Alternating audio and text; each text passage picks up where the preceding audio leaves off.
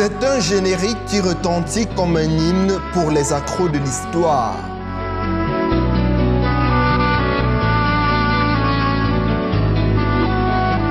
Le concept, vous le savez sans doute, il est porté par cet homme, une personnalité médiatique bien connue du monde.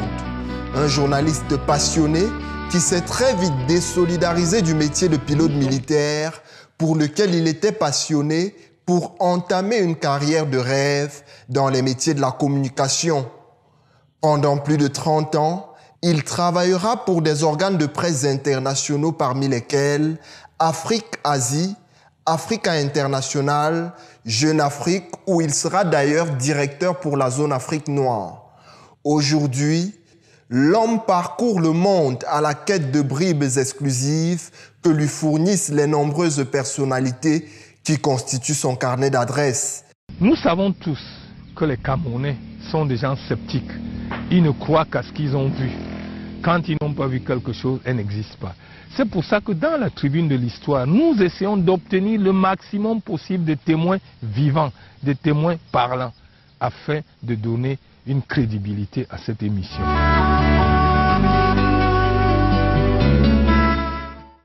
Pour comprendre sa détermination à toujours révéler des informations, il faut remonter à 1942. C'est à cette date que Anani Rabier Bindji voit le jour au quartier Newbel à Douala, un endroit où s'est faite l'histoire du Cameroun, avec notamment l'opposition à l'opération de déguerpissement de la population par les Allemands. Opposition qui a conduit à l'exécution par pendaison de Rudolf Douala Mangabel et Ngosso Ding le 8 août 1914. Après les cycles primaires et secondaires effectués dans sa ville natale, Anani Rabier Bindji réussit au concours de l'école militaire de Brazzaville, où il fait la connaissance de Marien Ngouabi, ancien chef d'État congolais. Notre invité sur le plateau de Plein Écran aujourd'hui, vous l'avez compris, est un militaire de formation. Autoritaire, contestataire et toujours à la quête de la justice, M. Bindji a su poser ses valises dans le journalisme. Avec plus de 50 années d'expérience, il constitue pour les jeunes générations une véritable bibliothèque. Découvrons davantage l'invité dans cet entretien qu'il a accordé à Xavier Misset.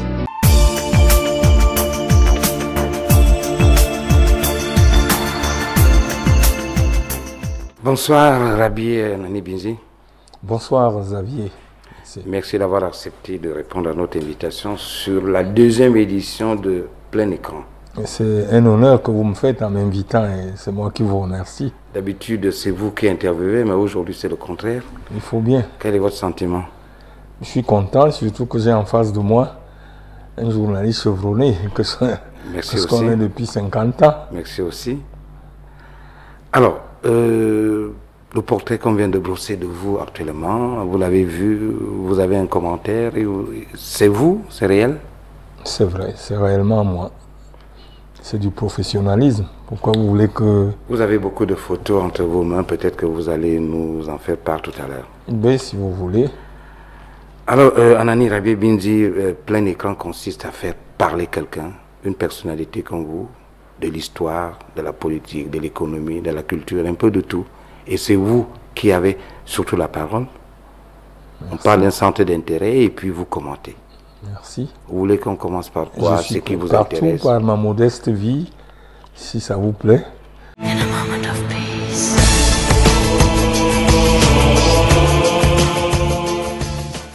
Vous savez, Simone Gbagbo, un jour, quand je l'ai interviewé,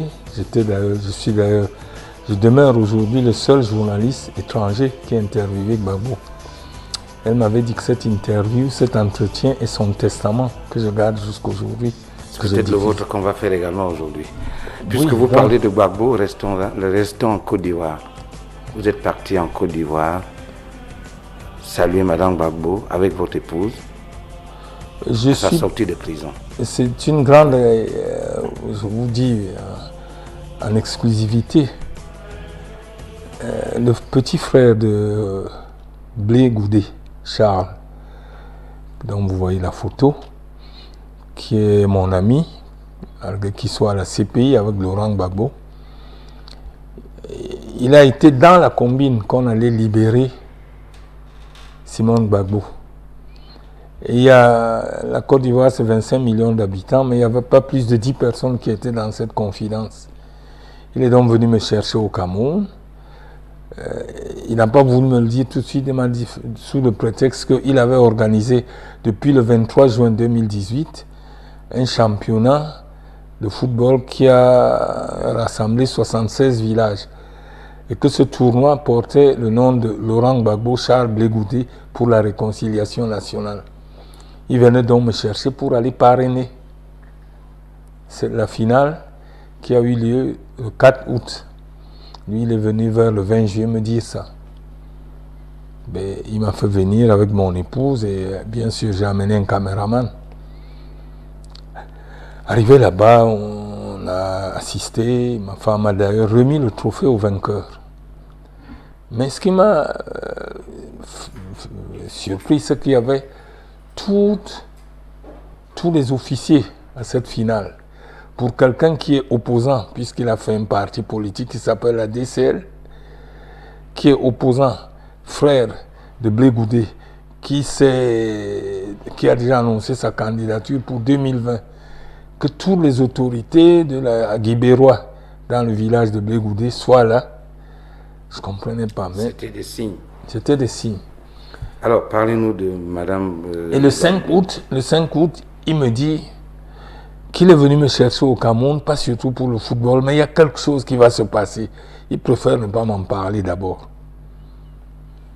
Le 6 août, Ouattara, dans son discours à la nation, à l'occasion de la fête au National de Côte d'Ivoire, qui est le 7 août, qui se célèbre le 7 août, annonce, il m'appelle avant le discours à la nation, il me dit de ne pas bouger de mon hôtel et de suivre ce qui va se dire.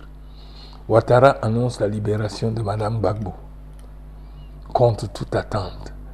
Il me rappelle, il me dit, c'est pour ça qu'il m'a fait venir. Qu'il a dit aux gens de Ouattara, ceux qui étaient au courant, qui lui en ont parlé, il leur a dit de m'inviter, que j'étais l'ami de Gbagbo et que ça ferait bien que j'assiste à la libération de Gbagbo. Il me dit ça le 7 août après le discours. Anani Rabié Bindji, vous avez des affinités avec beaucoup de chefs d'État africains, des pays africains. Vous avez des relations profondes avec la Côte d'Ivoire. Ça a été la même chose avec le Congo-Brazzaville. Vous parlez de Marien Ngouabi comme si c'était votre collègue, votre camarade de classe. Marien Ngouabi est rentré... Le premier président, le second. Il est rentré à l'école militaire en 1954. Vous y étiez avec lui? Moi, je suis rentré en 1956. On faisait le parrainage. Et Ngouabi était mon parrain à l'école militaire. Voilà d'où est partie notre relation très longue. Et vous avez conservé cette relation? Ben, quand il est arrivé, quand il est devenu président, quand il devait voyager, c'est moi qui il demandait de venir à Jeune Afrique. Vous l'avez accompagné en Chine? Oui, je l'ai accompagné en Chine en 1973, en Chine, au Vietnam, en Corée du Nord, et au Cambodge, au Pakistan. J'ai été en Chine avant à Idjo. On ne comprend pas toujours pourquoi vous n'êtes pas resté militaire. Pourquoi? Pourquoi vous n'êtes pas resté militaire après une formation militaire? Ben, c'est une longue histoire, j'étais déjà UPCiste. Le 16 novembre 1900... C'est-à-dire, vous faisiez déjà partie de l'Union des populations du Cameroun, le 16 novembre un parti d'opposition. Oui, 1953, j'ai 11 ans. Quand Jean-Marie Manga, le secrétaire à l'information de l'UPC, sort le premier numéro du journal Cameroun, mon pays. Alors, il faisait ça sur Ronéo, on était assis là quelques petits. Il renaît aux 4 feuilles, il agrafe, ça fait un numéro. Il renaît aux 4 pages, ça fait un numéro. Il a pris les 5 premiers numéros, il m'a dit, va vendre 4 francs. Et donc, j'ai été le premier vendeur du journal de l'UPC, Cameroun, mon pays. Ce qui fait que je suis resté en contact avec Jean-Marie Manga. C'est une longue histoire. Quand je suis allé à l'école militaire, on s'écrivait par des moyens bizarres. Quand il s'est exilé à Accra, en 1959, il a continué à m'écrire par l'entremise d'un de ses amis congolais. Et en 61, quand je passe le baccalauréat, série sciences expérimentales, et que je dois aller à l'école de l'air à Salon à partir de novembre 61 pour être officier pilote, en temps, nous avons fait une petite manifestation à l'école. On nous a vidés tous de l'école, on nous a enfermés chez les parachutistes, on a donc fouillé nos bahuts. Et quand on a fouillé nos bahuts, on a trouvé que j'avais des lettres de l'UPC. Et c'était grave pour un futur officier français. Donc, on m'a renvoyé de l'école avec un certain nombre de nos camarades qui étaient les anciens comme moi. On m'a amené au Cameroun, on m'a enfermé pendant 15 jours au ministère de la Défense. Et quand on m'a relaxé, on m'a renvoyé chez mes parents. Naturellement, je suis allé retrouver les UPCistes à Accra, en exil, en février 1962. Donc, vous voyez pourquoi je n'ai pas fait la carrière militaire. Alors, vous avez... Je crois d'ailleurs, je le dis haut et fort ici, les gens ont honte, ils ont peur. Je dis que c'est Dieu qui a voulu que je ne sois pas militaire.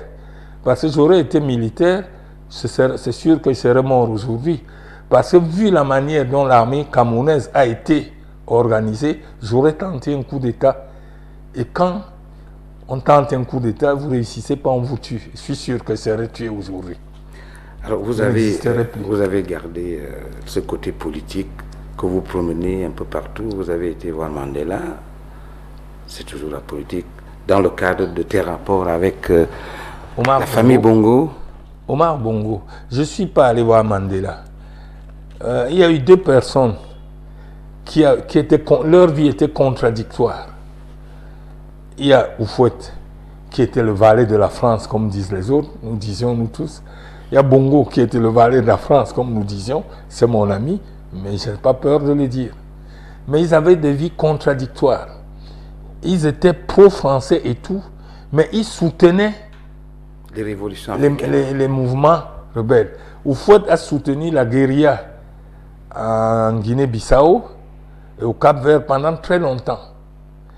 Et Bongo, quand l'Afrique a décidé de ne plus faire le commerce avec la Rhodésie du Ian Smith, qui faisait l'apartheid dans Rhodésie du Sud, c'est qui est devenu le Zimbabwe. Oui, et aussi l'Afrique du Sud, on a dit on ne fait pas. Et Bongo, lui, a continué à faire le commerce. La viande qu'on mangeait au Gabon venait essentiellement de Rhodésie du Sud. Les avions entiers venaient débarquer la viande. Alors, à force de faire le marché et le commerce avec Ian Smith, ils ont fini par discuter. Et c'est comme ça que Ian Smith, il est allé avec l'Africain du Sud par l'entremise de Ian Smith, Frédéric de Klerk, le dernier président d'Afrique du Sud, blanc, le dernier président blanc. Et je me souviens que, tu te souviens, quand nous étions en Jeune Afrique, que nous avions attaqué Houphouët parce qu'il avait des rapports avec le président de l'Afrique du Sud. Vous vous souvenez que ça a été quelque chose de terrible. Nous avions d'ailleurs publié un article contre Laurent Dona-Fologo où on a dit un noir chez les Blancs. Alors comment vous arrivez en Afrique du Sud? Alors, quand Bongo donc, a des entretiens avec Frédéric de Klerk, il commence et maintenant, Bongo décide avec de Klerk pour faire venir de Klerk à Libreville. Il nous envoie, nous sommes dans l'avion, moi, Mbaobam et Ali Bongo. Nous allons chercher de Klerk pendant qu'en Afrique du Sud, tout le monde dort. On l'amène à Libreville et discute avec Bongo. On le ramène. C'est ainsi que vous me voyez sur la photo avec Frédéric de Klerk et Bongo. C'est dans le bureau de Bongo à Libreville en pleine nuit. Et quand donc il réussit à amener Frédéric de Klerk à changer, Mandela qui sait ça. Il a fait ça d'ailleurs avec tout le monde, le Sam Nujoma, la SWAPO, tout ça, il les recevait. Donc, quand Mandela sort de prison, il décide que le premier voyage qu'il doit effectuer hors de son pays, c'est au Gabon. Alors, Anani, c'est comme ça que nous allons le chercher. Oui, on constate que vous avez des rapports très étroits avec des présidents africains, en Côte d'Ivoire, au Gabon, au Congo, sauf au Cameroun. C'est pas paradoxal? Vous êtes chrétien. La Bible a dit, nul n'est prophète dans son pays. Ça veut dire que si j'avais les mêmes relations au Cameroun que j'ai eu à l'extérieur, partout, au Libéria, ça veut dire que la Bible se serait trompée. Or, je ne pense pas que la Bible se trompe. Donc, je suis content de ma position. Et comme je suis un homme libre, ça me permet. Je suis sorti du Cameroun, j'avais 14 ans en 1956. J'en suis revenu en 2004, j'avais 62 ans. Donc, je n'ai jamais rien eu du Cameroun. Jamais été, à l'époque que je partais, c'était la France pour aller, il y a une bourse française pour aller faire l'école militaire à Brazzaville. Jamais eu une bourse du Cameroun, jamais eu un emploi au Cameroun. Je suis revenu, ce que je fais à Canal 2, je ne suis pas un employé comme les autres, je suis une sorte de consultant. Le seul contact que j'ai eu, c'est que Ahidjo m'a arrêté 2 fois. Je crois que vous vous souvenez encore. Biya m'a arrêté 1 fois déjà. Et comme il n'est pas encore parti, je me demande s'il n'y aura pas une 2e fois. Le seul contact donc, que j'ai eu avec le Cameroun, c'est cela. C'est pour ça que, étant donné que je ne vois rien au Cameroun, je suis bizarre. Parce que je ne réagis qu'à mon intime conviction. Or, nous sommes dans un pays où les gens réagissent sur des intérêts. Alors, vous partez du champ politique au champ de la communication. In a moment of peace.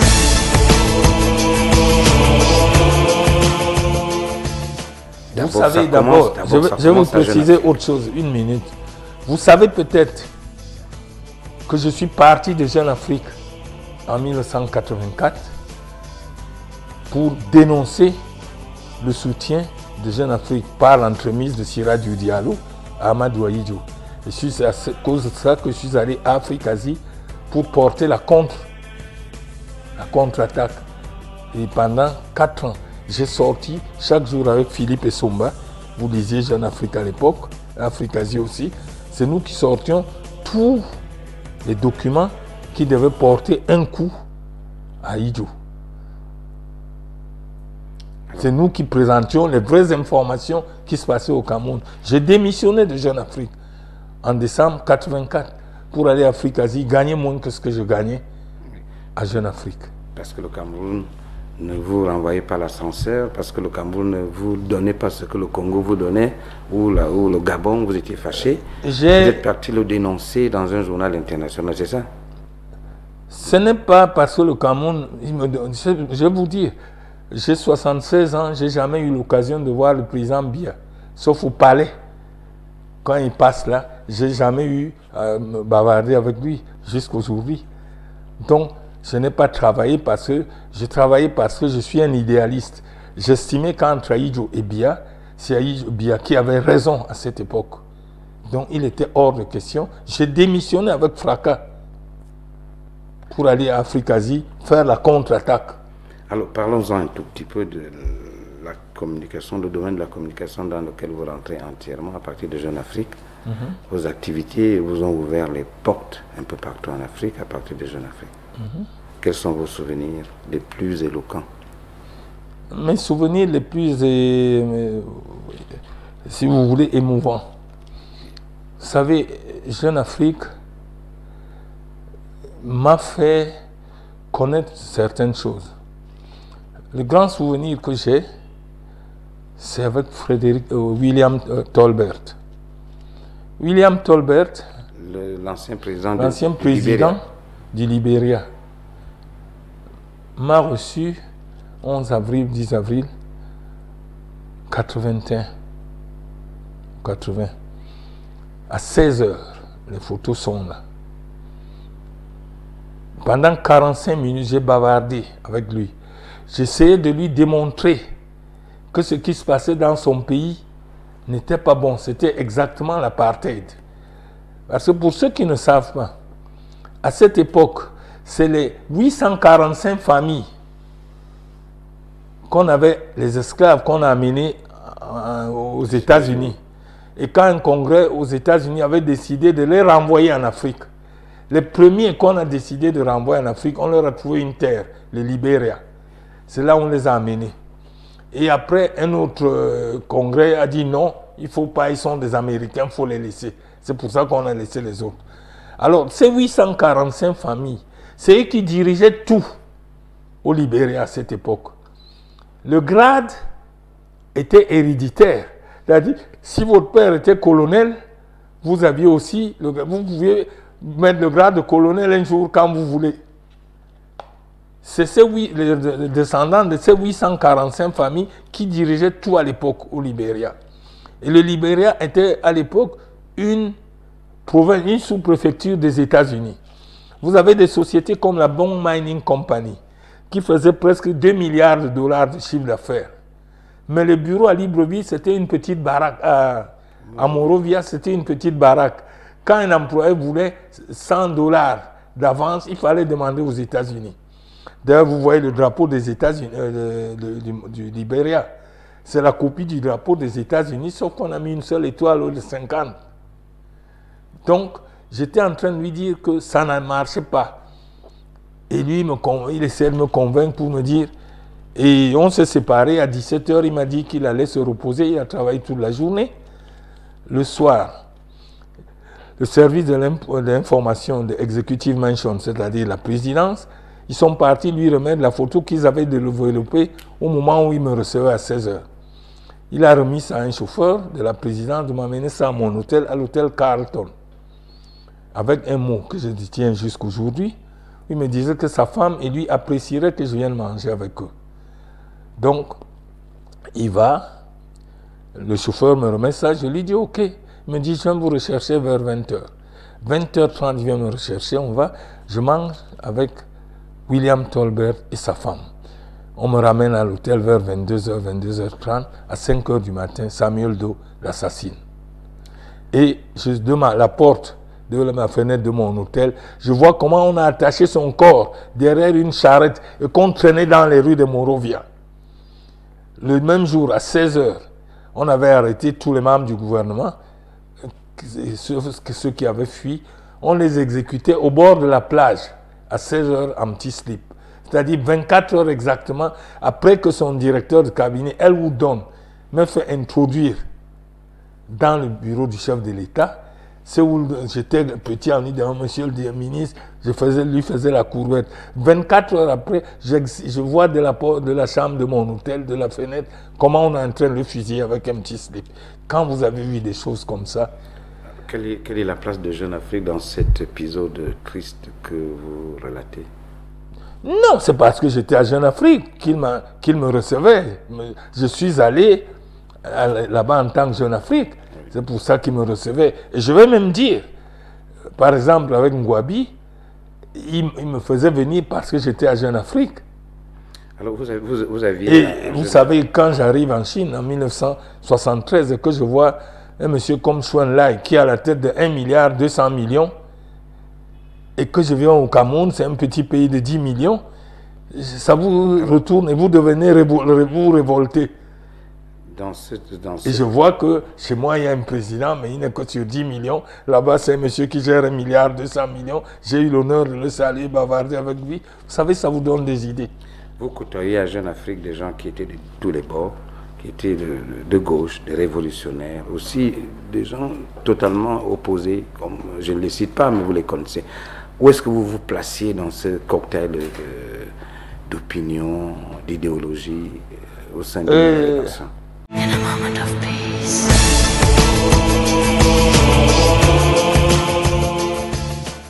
La seule chose, vous savez, mon combat, j'ai toujours dit qu'un journal ne doit pas avoir une ligne éditoriale.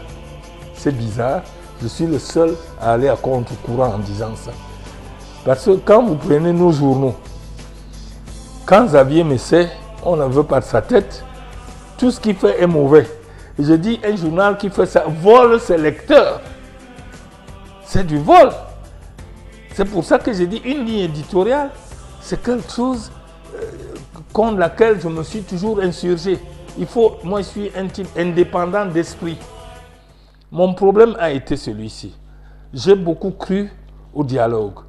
Le jour où j'ai amené Bongo à accepter de négocier avec ses opposants, parce que moi je l'ai rencontré déjà à Paris, je suis venu lui dire, Monsieur le Président, à genoux, je lui dis, j'ai fait quelque chose de terrible, j'ai rencontré les Mbaba Solo à Paris, si j'ai mal fait, excusez-moi.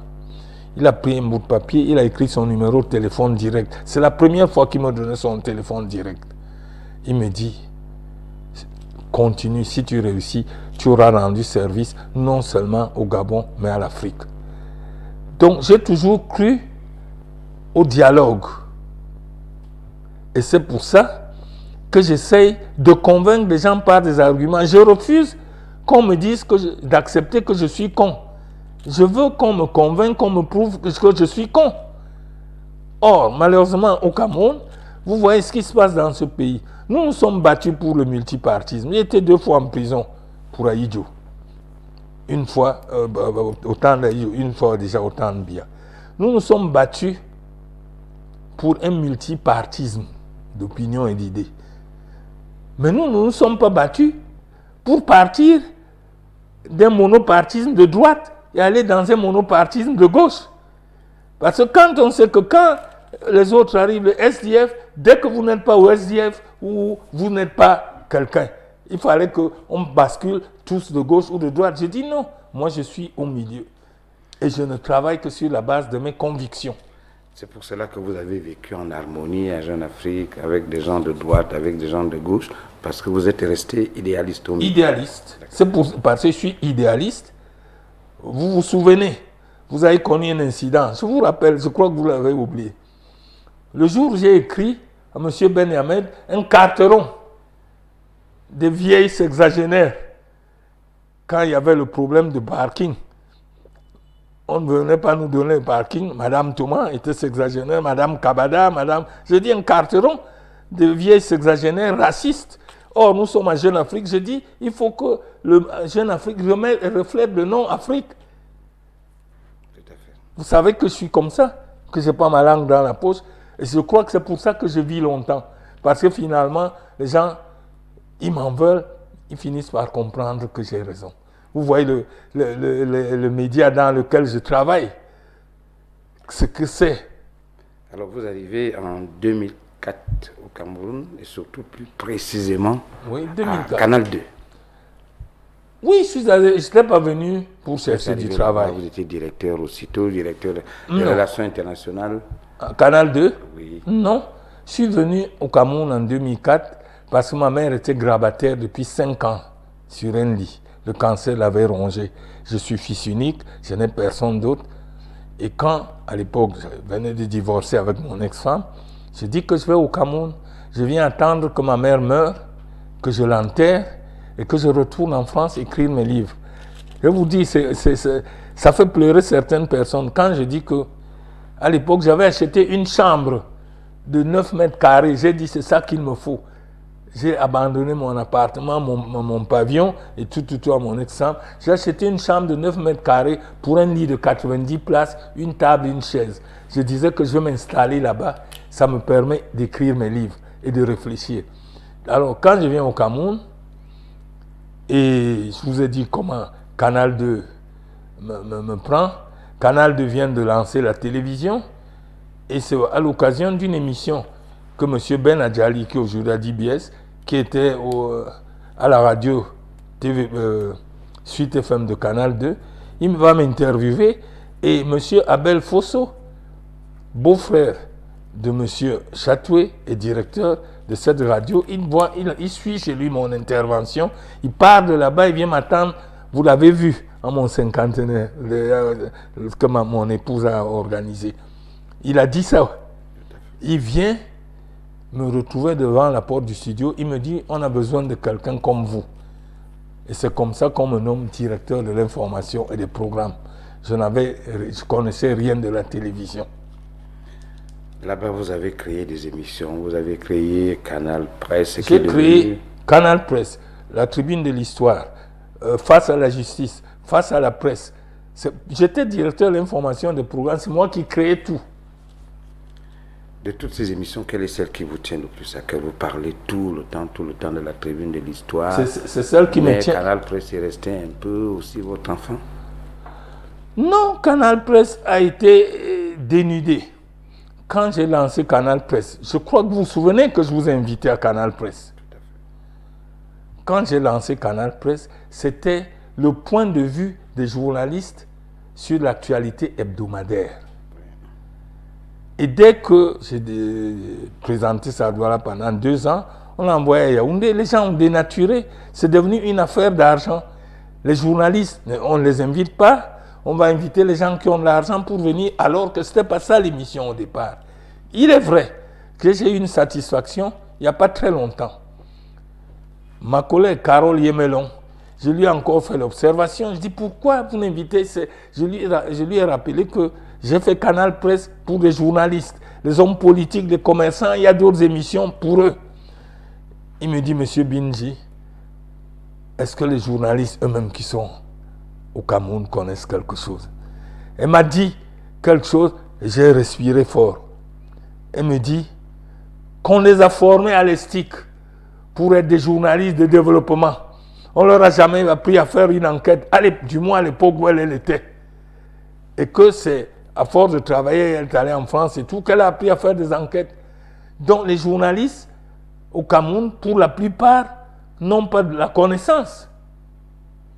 Quand vous voyez les journalistes camerounais parler dans les débats, vous voyez les invités qui les matent. Et qui ne... C'est grave. Carole Yemelon m'a donné la raison pour laquelle c'est comme ça. Il me dit, on nous a formés pour être des journalistes de développement. Pas faire des enquêtes ou de ceci. Il ne nous a jamais appris. Je ne voudrais pas lui donner un point de vue contraire, parce que c'est fut mon étudiante. Bon, ben, si c'est son point de vue... Carole Yemelon, elle a été aussi à l'ESTIC, non? Mais nous parlons aujourd'hui de Anani Rabié Bindji. Je voudrais que vous nous parliez de certains hommes de médias que vous avez connus. Je sais que vous avez cheminé un bon bout de temps avec Abodel Karimou. Oui. Un mot sur lui. Abodel Karimou, c'est un des talentueux journalistes au Cameroun. Vous savez, Abodel Karimou a été le dernier rédacteur en chef de la presse du Cameroun. Monsieur de Breteuil était le magnat de la presse en Afrique.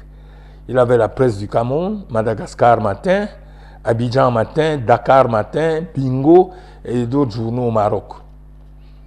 Donc, Abodel Karimou a été le dernier rédacteur en chef de la presse du Cameroun avant que de Breteuil ne décide de fermer, quand le Cameroun décide de créer Cameroun Tribune en 1974. Pourquoi je suis Abodel Karimou? On est vraiment... Alors, je venais, je le voyais quand je suis de passage au Cameroun. Et malheureusement, ceux dont je vous parlais ne sont plus là. Et ça me gêne. Quand donc on crée le groupe Cameroun Tribune, parce qu'au départ c'est un groupe, il y avait Agracam, c'est-à-dire l'imprimerie, dont le PCA était Étienne Nchama. Il y avait la société édition du journal, dont le PCA était François Sengakwo, et Amadou Bello qui était PDG de la SNI qui gérait tout. Alors ils sont en France, qui finançaient tout. Ils vont en France pour voir les machines, ceci ou cela. Aïdjo leur demande de contacter un monsieur qui a été l'attaché de presse de Joula, l'attaché de presse parlementaire de lui pour le Joula, pour qu'il vienne être conseiller technique. Et ce monsieur, vous le connaissez bien, c'est Pierre-Albin Martel. Que vous avez retrouvé en Jeune Afrique? Que je me suis retrouvé avec de la Jeune Afrique. Ouais. Et vous aussi, vous l'avez retrouvé. Alors, quand ces gens-là viennent à Paris pour voir Pierre-Albin Martel, il lui propose, il dit non, il est là trop vieux, il ne peut plus bouger. Et dans la cour de Jeune Afrique, ils ont la chance de me rencontrer. J'ai la chance de les rencontrer. Il m'en parle, il me dit, est-ce que je ne voudrais pas venir être directeur général adjoint de Cameroun Tribune? Je réfléchis, j'avais déjà appris que le président Biya, secrétaire général de la présidence, avait déjà fait nommer son ami Etoga Ile Florent, directeur général. Alors quand il me propose de devenir directeur général adjoint, je dis non. J'ai dit, Et Toura, lui, il est directeur général, il sera directeur général. Si moi je viens comme adjoint, il assistera au conseil d'administration. Il défendra sa tête au moment où les choses ne marcheront pas. Si jamais les choses ne marchent pas. Mais il mettra tout sur moi, son adjoint. Et comme moi je ne pourrais pas aller assister au conseil d'administration, je ne pourrais pas me défendre. Je décline l'offre. Je dis sauf si je suis directeur général. C'est comme ça que j'ai décliné l'offre de Cameroun Tribune.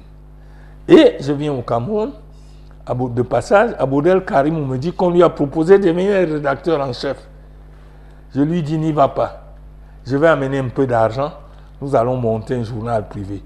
C'est comme ça que j'ai amené de l'argent. Nous avons monté la Gazette en 1974. C'était un grand ami à vous. Parmi les plus récents, qui pour vous mérite ce nom, ce titre de journaliste que vous affectionnez? Non, vous êtes journaliste, vous. Mais je ne parle pas de moi. Mais vous êtes journaliste. Quand je dis, vous savez, je précisais, on ne devient pas journaliste, Xavier. On est journaliste, mais on se perfectionne dans les écoles et les emplois. Parce que le journalisme, c'est un état d'esprit. Si vous ne l'avez pas, faites tout ce que vous voulez faire, vous ne deviendrez pas un bon journaliste. C'est un état d'esprit. Donc, je déplore ce qui est en train de se passer au Cameroun, parce que il y a quelque chose que tous les Camerounais pensent qu'on peut faire sans avoir appris.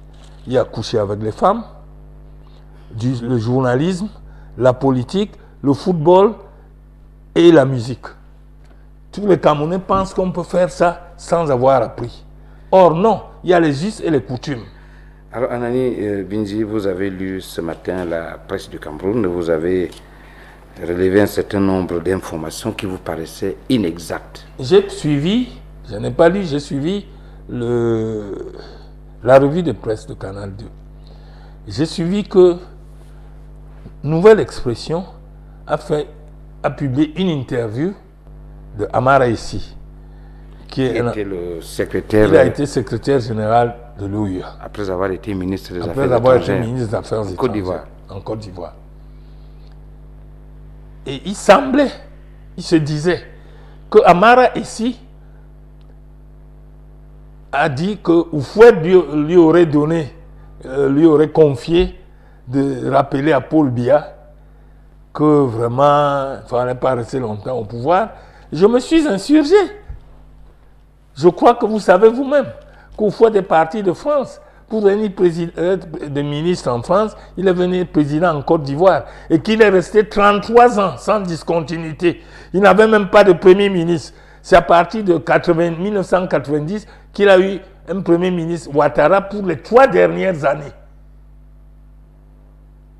Quand il part de France, il est venu avec un monsieur qu'on appelle Guinéré, un ancien gouverneur.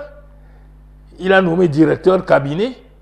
Guinéré est resté directeur cabinet 33 ans jusqu'à la mort d'Oufouette. Alors vous pensez Il a amené un autre monsieur qu'on appelait Alain Belkiri. Il a nommé secrétaire général président. Il est resté avec lui jusqu'à sa mort. Alors vous pensez que Et il a amené sa secrétaire qui s'appelait Yvonne Plazané. Elle est restée secrétaire pendant 33 ans jusqu'à la mort d'Oufouette.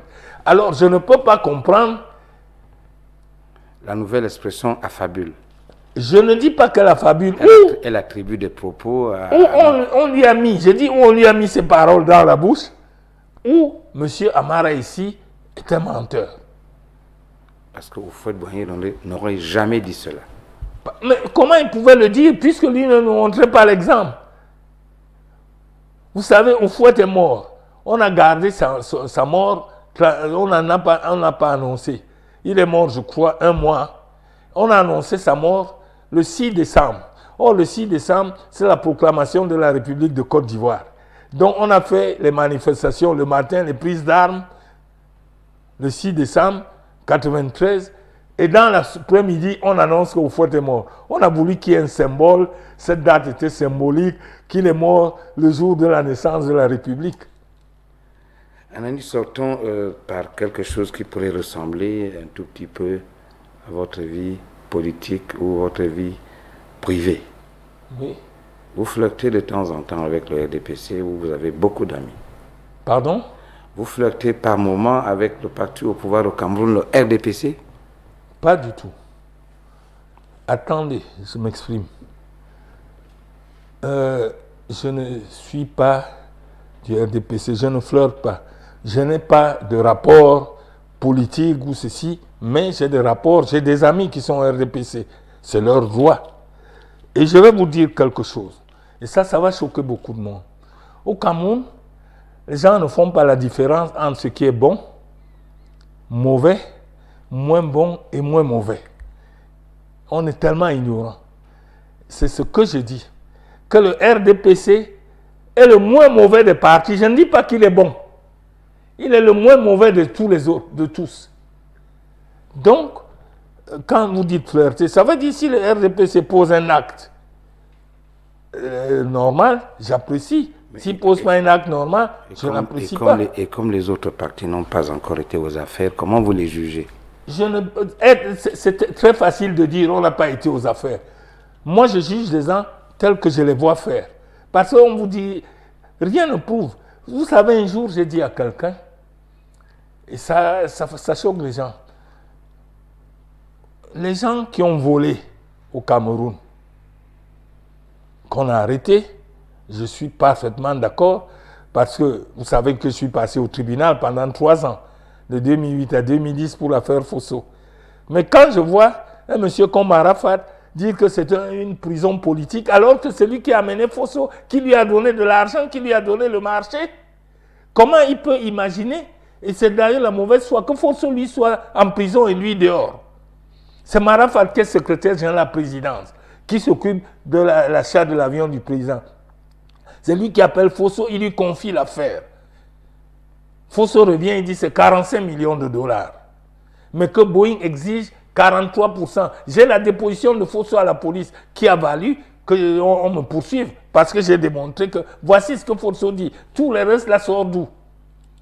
Fosso dit 43, Boeing exige 43%.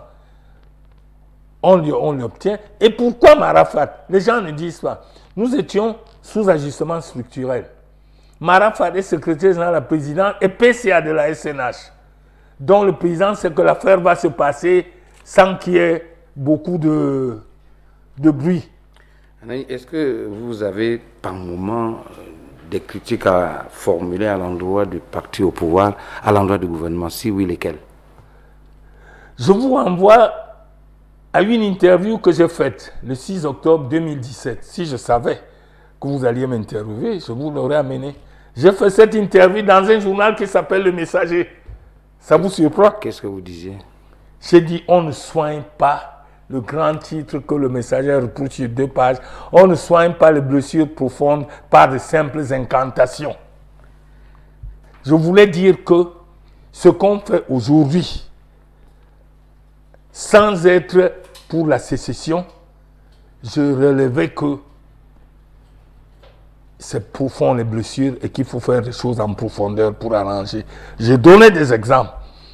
Un ministre, tout-puissant ministre de l'AT, le 26 mai 1990, lors du lancement du SDF, il y a eu des morts par piétinement, c'est ce qu'on a dit.